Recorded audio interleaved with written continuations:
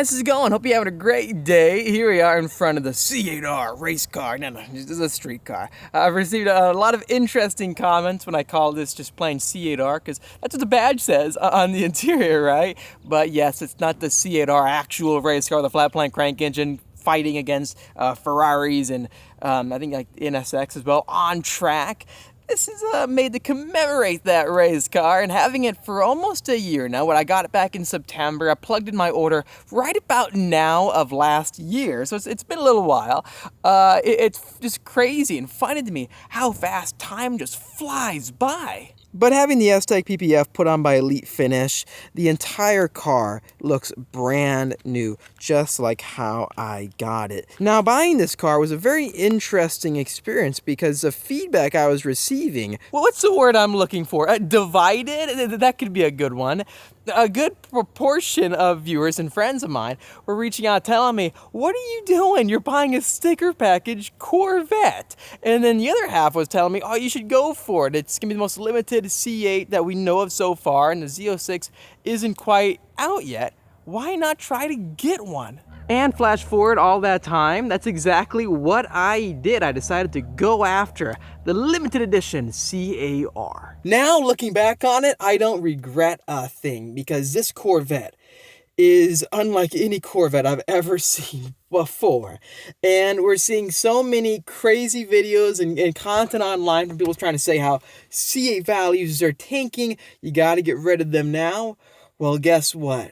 The same cannot be said for the C8R. This vehicle has gone up in value like a new Ford GT. The C8 already has shot up in value. You got to realize that. These were $60,000 cars, optioned out. They're close to what, like 90, 80, and the average price is $100,000, if not more.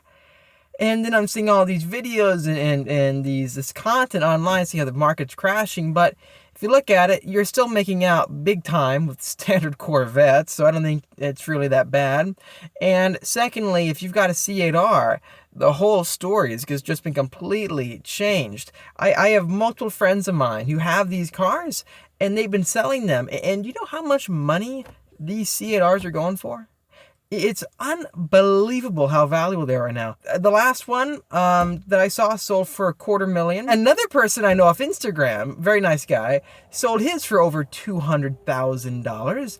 They are being sold for unbelievable amounts of money. On average, I'm seeing C8Rs get sold for about $200,000, if not more, depending on the build and what chassis number they actually are. I've even seen one sell for $300,000 in person. I saw it with my own eyes. Put that into context. I paid approximately, my car was $92,000, $93,000, and then when it came out with, California fees and stuff and taxes, it was a little over $100,000. I could make approximately $100,000, if not more.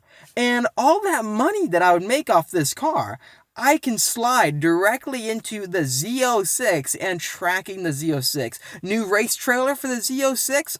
Oh yeah, carbon fiber everything on the Z06 with carbon fiber wheels and Cup 2Rs. Oh yeah, that's exactly what I'm talking about. This vehicle was one of the greatest decisions I've ever made to get. And I had no idea this was going to happen. I honestly was looking at it like, I love tracking. I love my standard red C8. And then this is the commemorative Heritage Edition Corvette that commemorates the race car. Oh, I'm all in for that. But then a year later, when I held on to it this long, I've realized that the prices are so higher than ever, especially for this.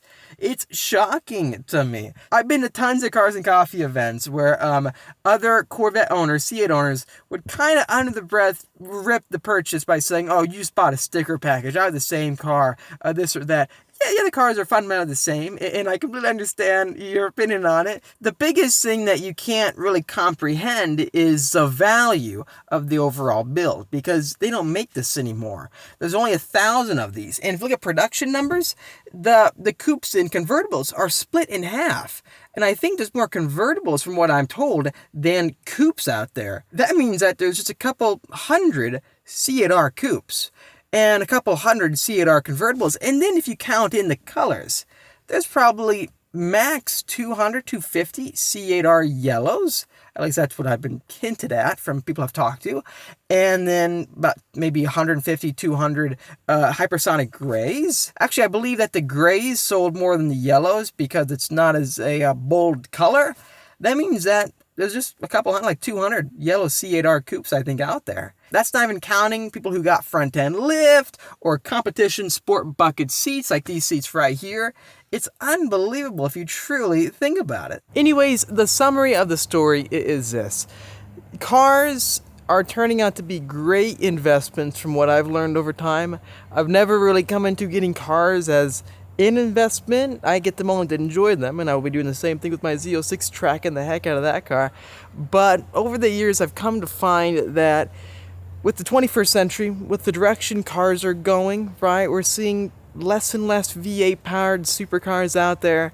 The future of these iconic gas motor Corvettes are going to be slowly coming to an end. What this car means, being mid-engine, having that chassis number inside of 0008, that represents a ton of value in terms of the automotive space. And I understand now why car bidding and going to auctions and all those different things are very popular. For example, let's look at other new cars out today. You have the new body style Ford GT, roughly a $600,000 vehicle. On average, they sell for $1 million. The P1 was just about $1 million when it came out. Now they're about $2 to $3 million. A lot of Ferraris have gone up 3 times the value. What else? You have the new 765 LT. When I drove the 765 LT Spider that McLaren sent me, the MSRP in that vehicle was right over $500,000. Now, if you have one yourself, the used market value from what I've seen, at least when I was driving the one that we had from McLaren, was close to $1 million. It was like $800,000. What is the summary here? This doesn't just apply to the C8R Corvette. This applies to tons of limited, rare vehicles. The Trackpack GT 500 has gone up a lot in value, and it's not just because they're limited production, it's also because you can't really get any new cars today. Production volumes are so limited and restricted by the manufacturer that either if you want a car, you got to pay big money now or wait maybe years down the road to possibly get one. I couldn't be any happier with my sticker package Corvette. Thanks for watching this video. If you liked it, make sure to hit that like button to help me out and subscribe for much more great content coming out your way. Let me know, have you found a vehicle that you bought and unexpectedly it's worth way more than you thought it would be? Friends of mine have been buying pickup trucks and they can sell them for $10K more than what they bought them for. Everything right now is going crazy. And if you found a production vehicle like a Ford GT and so forth, or a 765 LT or a Viper ACR and you held on to it, wow. I mean, even the 0605 Ford GT, that was what, $150,000, and they're selling for $300,000? That's crazy. It shows you how cars could be a good investment. I'll see all of you in the next episode.